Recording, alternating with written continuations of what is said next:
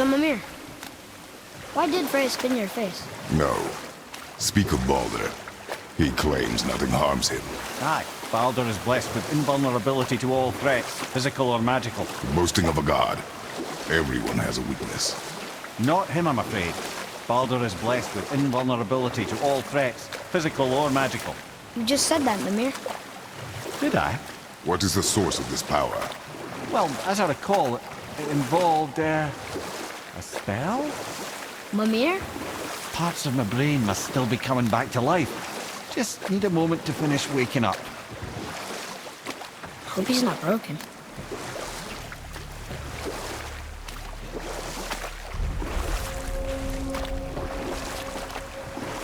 Mimir, we're on the lake. Perfect. Dock us near the bridge.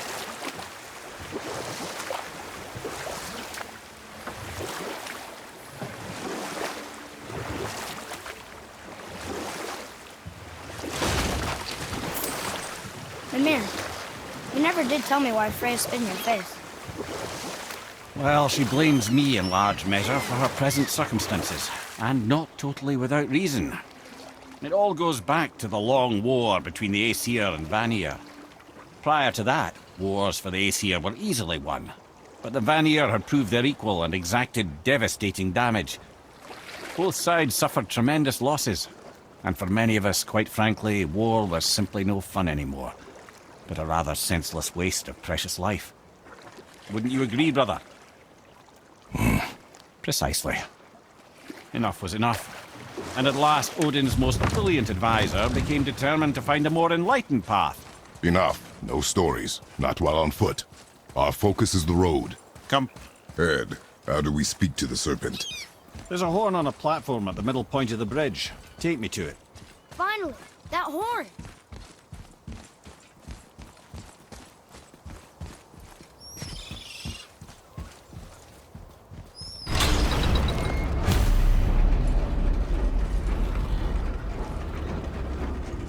Good. Now put my lips to the horn.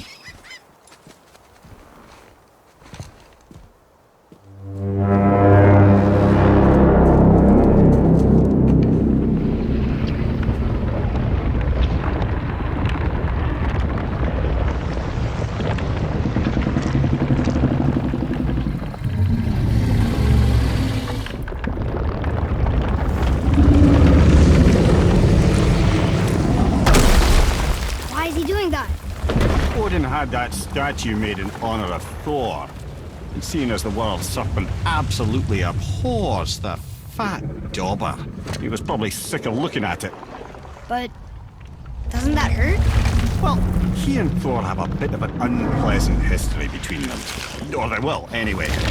So I guess waking up to see it was worse than the thought of lumps of solid stone passing through his gullet. You want me to ask him? No. Our only concern is Jotunheim.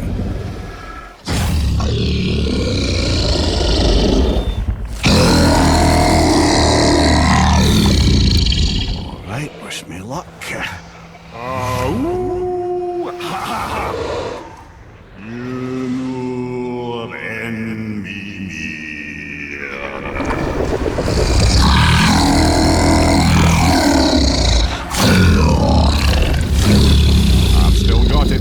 He remembers me. Why you? Oh no, that's not right. Makuna huntun kun.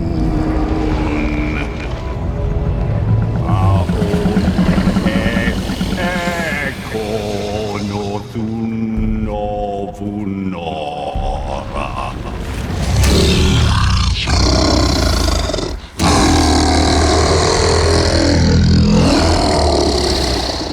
He knows the pain of your loss. He will help you.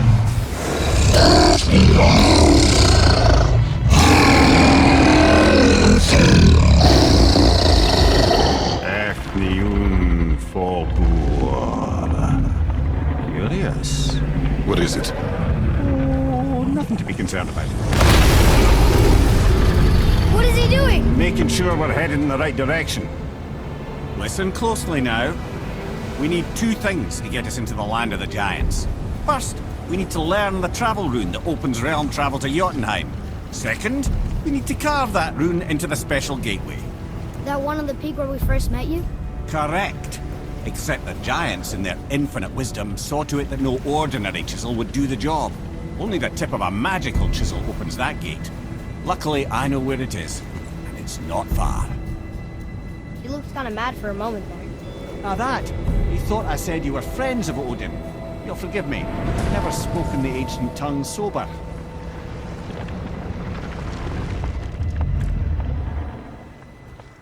Wait, look! The water's dropped even further. You can see more of the realm towers and statues. I even see new places to explore along the shore. Where is this chisel? Find me a boat, and we'll go from there.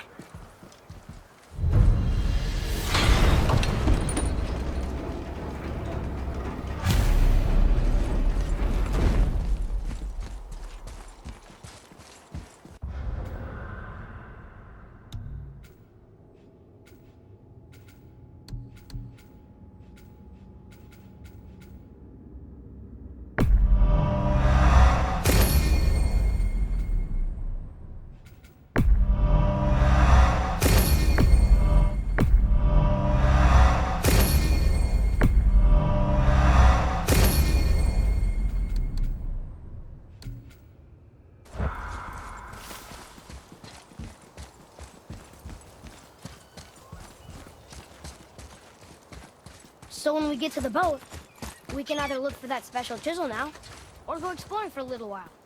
I'm happy with whatever you want to do.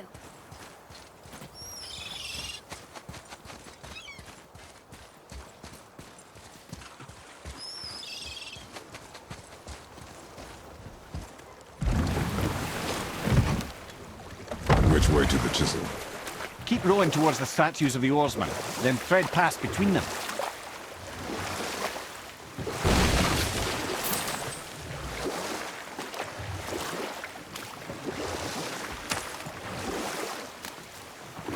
Mimir, you were in the middle of a story before.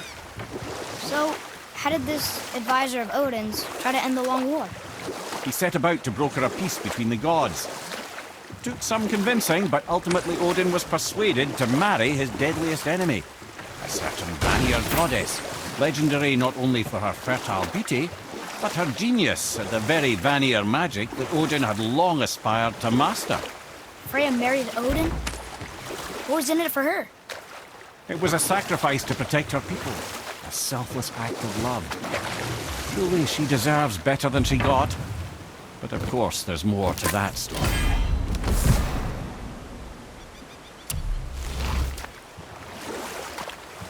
Wow, there's two of them, and they're huge. I wonder why they aren't moving.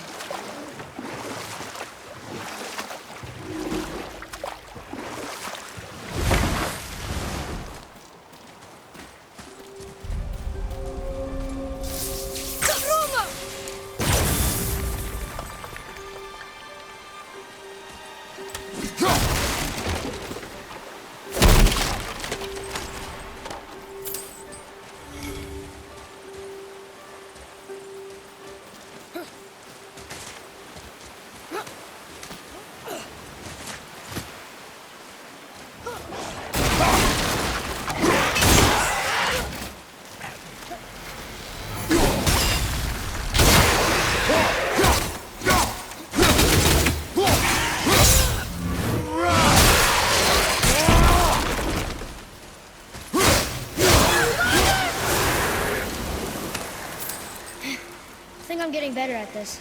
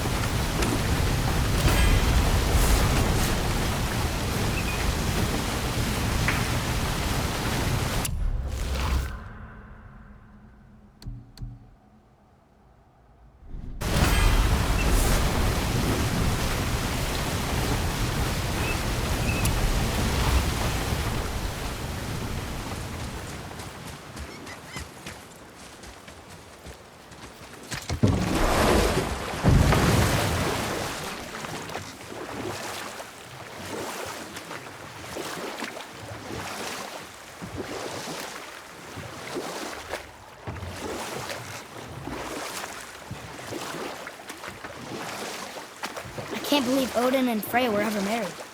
Love and hate are more closely intertwined than you might imagine. For instance, Odin hates the giants and they him. But Thor's own mother was the giantess Fjorgun, one of Odin's great loves. So Thor's half god and half giant? Weird. Once Fjorgun was gone, lonely ages passed for Odin. And as war with the Vanir raged, I could see what he really wanted beneath his bluster. And after no small amount of convincing, Freya agreed. For a while there, he really turned on the charm. He seemed happy. He seemed interested in making her happy. He granted her so many wishes I can scarcely recall them all. The peace held, and I truly believed all had worked out better than I could have planned. But Odin's true face showed itself again in the end. Oh, he won Freya's trust, and she taught him some of her Vanir magic, another choice she would live to bitterly regret. Sadly, despite his wise counsellors' best efforts to persuade him that peace was the only true path to stave off Ragnarok, Odin never let go of his obsession with Jotunheim. The taste of Vanir magic led him to new forms of experimentation and new levels of depravity.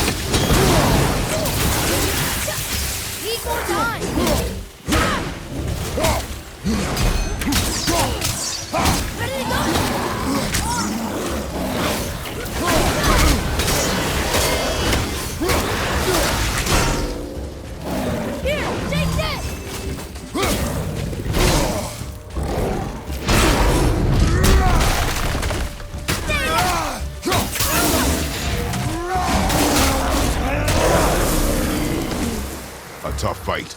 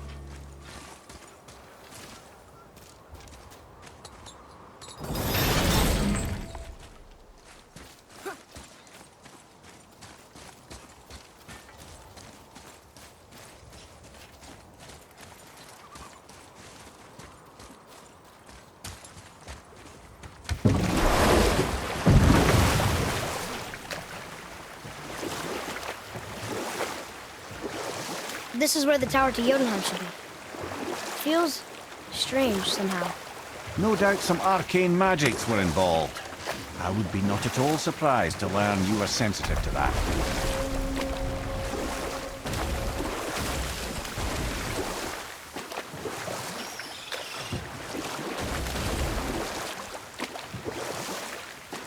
Okay, obviously the marriage to Odin didn't last. But how did Frey end up a hermit in the woods? Oh, that was a singular piece of cruelty, even for Odin. As if the marriage wasn't punishment enough. Freya was better to him than he deserved. She stuck it out through all manner of indignity, all in the name of maintaining peace and safety for her people. But Odin's madness, his tyranny, his corruption of her magics, it became more than she could stomach, and at long last she broke it off. Odin's wrath was fierce, and his curses upon her were more than she dared to fear. But her magic was so much stronger than his. After so much time together, he knew her vulnerabilities, and exploited them to craft curses she could never break. Oh, like not being able to leave Midgard. Worse still, he robbed her of her warrior spirit. Freya cannot fight, even to defend herself. No living thing may she harm by blade nor spell. In a world this belligerent, what choice does she have but isolation? Poor Freya. I guess if I was her, I'd spit in your face too. Aye, lad. So would I.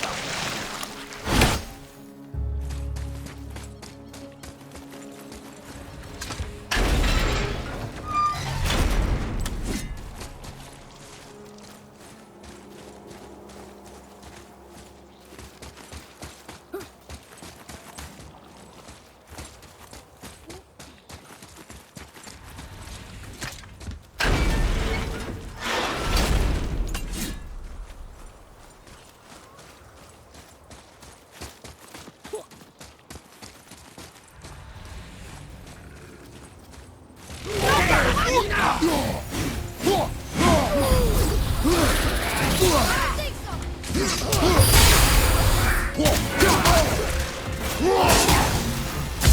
brother.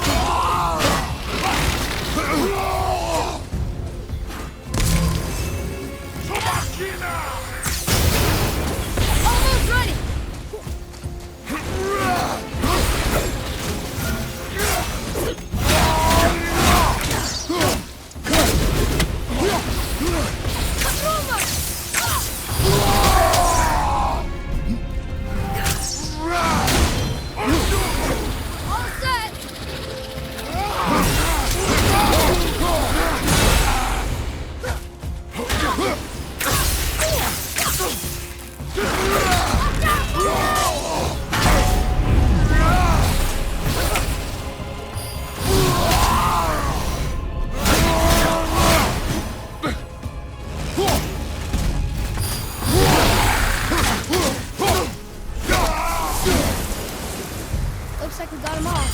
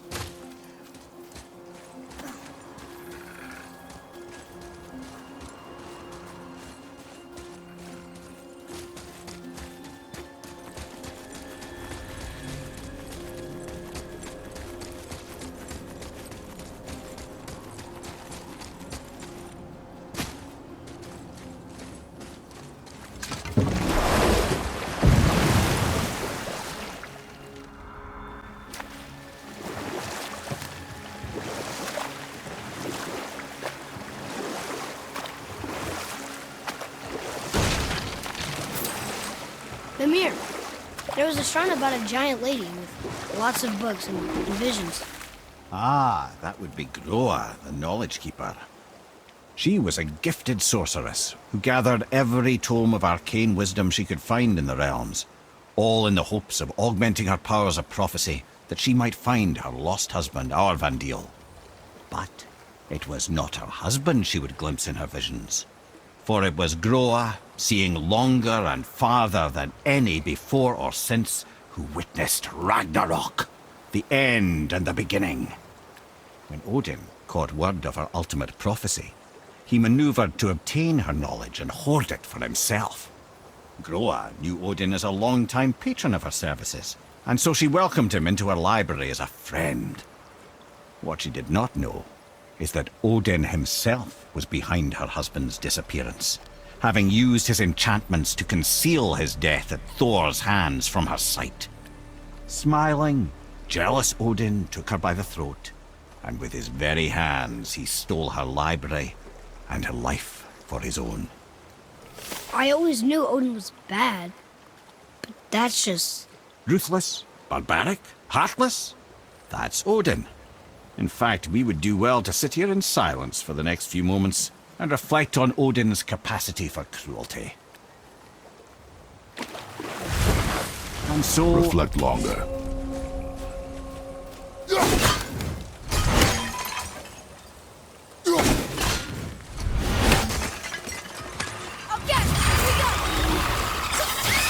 Nightmare! Ah, you awful pest! Fire behind you!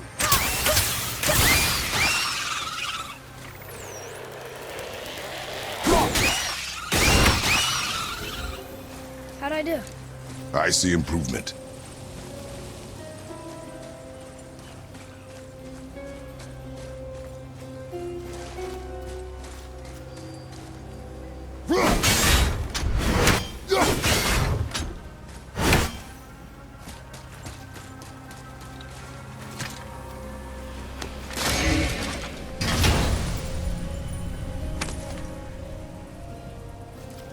Hey, it's a fragment of a language cipher.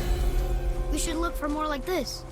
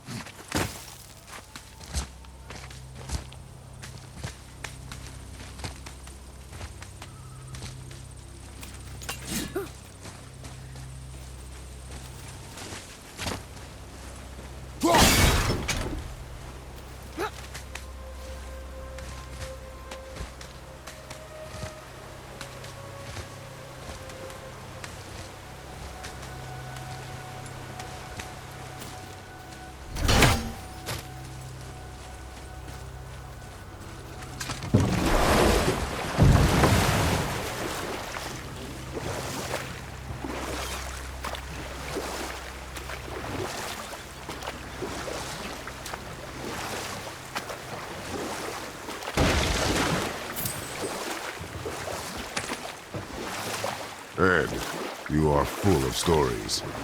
When will you tell one that entertains? I beg your pardon? He just insulted you. Yeah, I got that. So you want a corker, do you? Very well, my brothers. I'll tell you the story of Hrungnir, the brawler. The real story.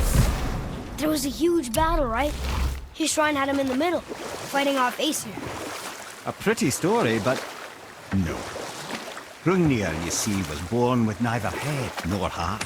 So the giants had to complete him with stone. He was strong, to be sure, but also a perfect simpleton. Odin met him wandering in Midgard one day. Found him so amusing, so harmless, so gullible, that he invites him back to his palace in Asgard.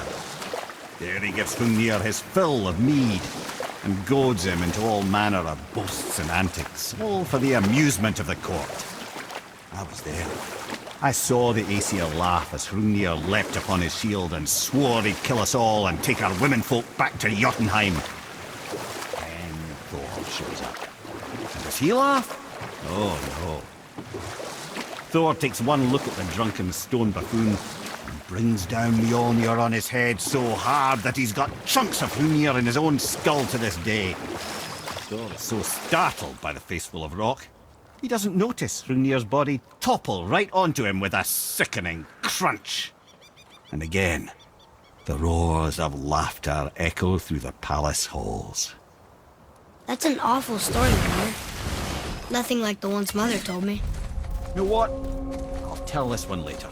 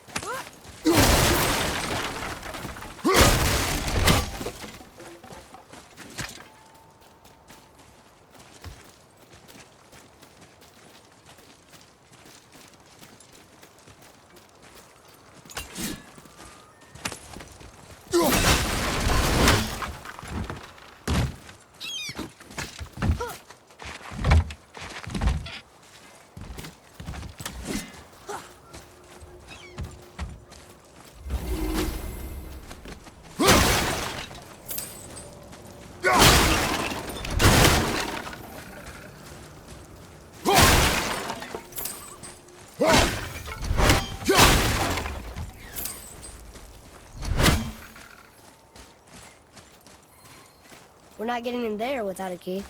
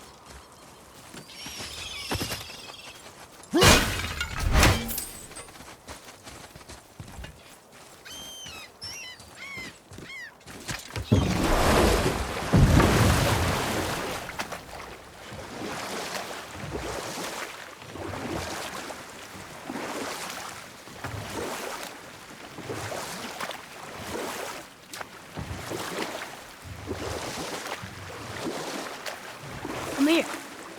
Can you finish that story you started? I can indeed. Where were we? Oh, Thor smashes the stone head of Hrungnir, who falls upon him with a sickening crunch. Let that be a lesson, my son. Truth is seldom so pretty as myth and legend.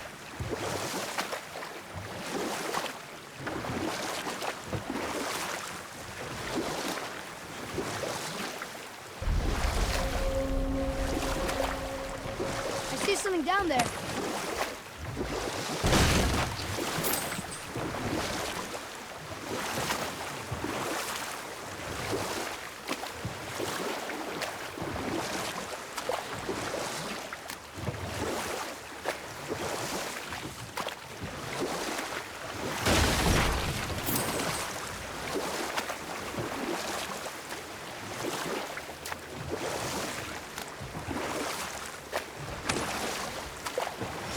this beach?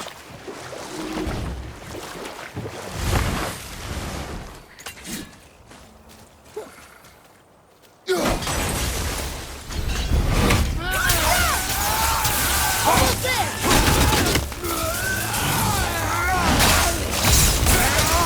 I'm ready!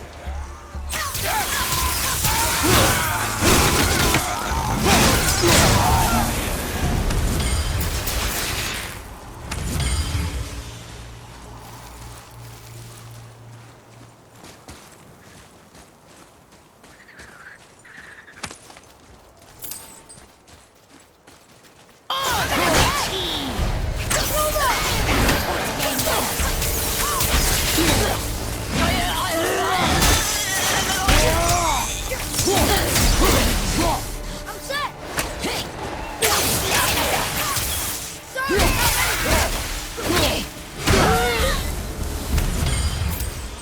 That's showing him.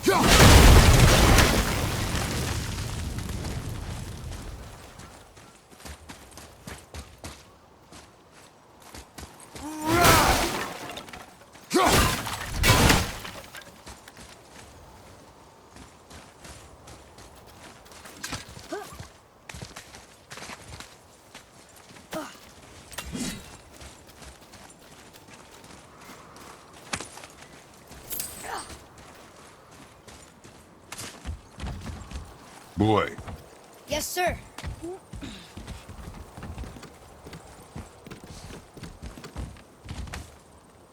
Okay, that's going in the journal.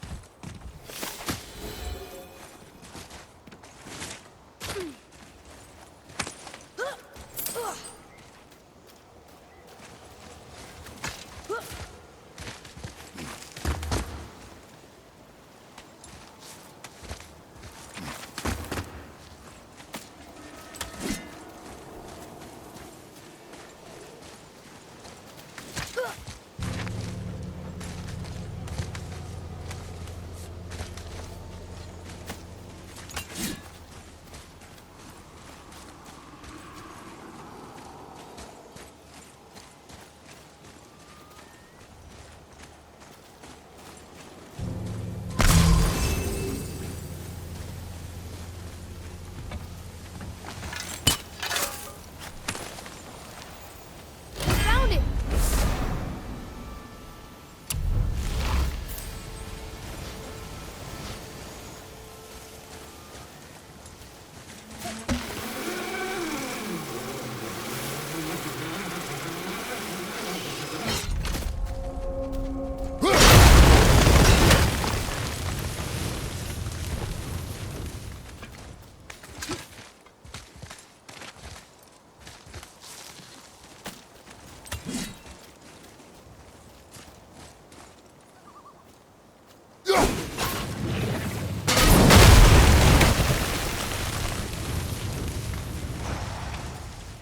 A wolver! Wolver behind you, brother!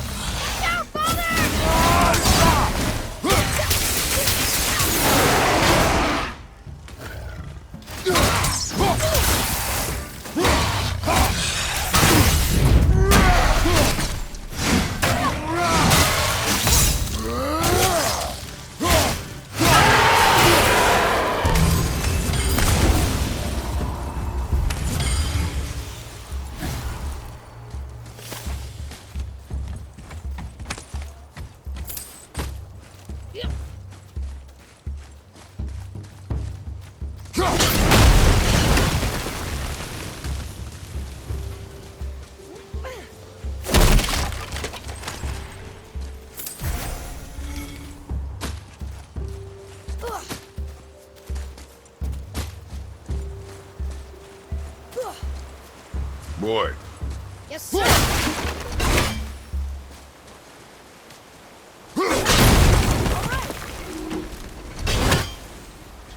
All right.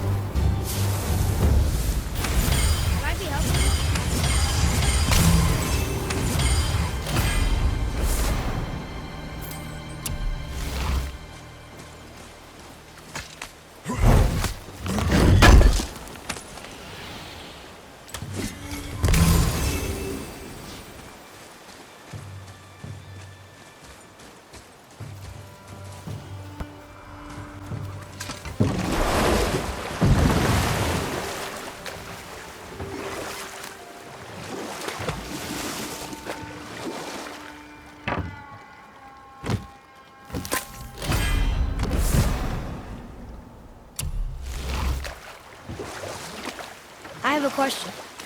If Ymir was the first giant, where did he come from? In the beginning, there was Ganungagop, the Great Void. There were no realms yet, only primordial forces. There was fire, and there was ice. And there in the void they met and produced... Water? The mystic lifeblood of something entirely new.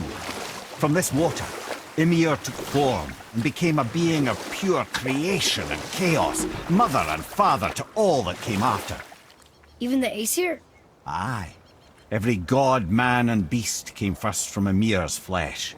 Though it was the Aesir who thought themselves so superior that they should hold dominion over the rest of creation. It was Odin who took arms against his creator and spilled Ymir's lifeblood with his spear. A necessary evil, he would say, to bring order to the realms. From Ymir's torn flesh, Odin would fashion the realm of Midgard for his own. Called himself All-Father, as if he was the creator, and not the creator's destroyer. The small, covetous tyrant! Ymir? Oh, sorry, my boy. You know, I think it best we just end it there.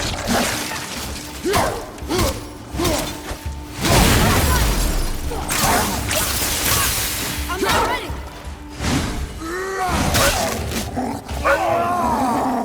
Whoa!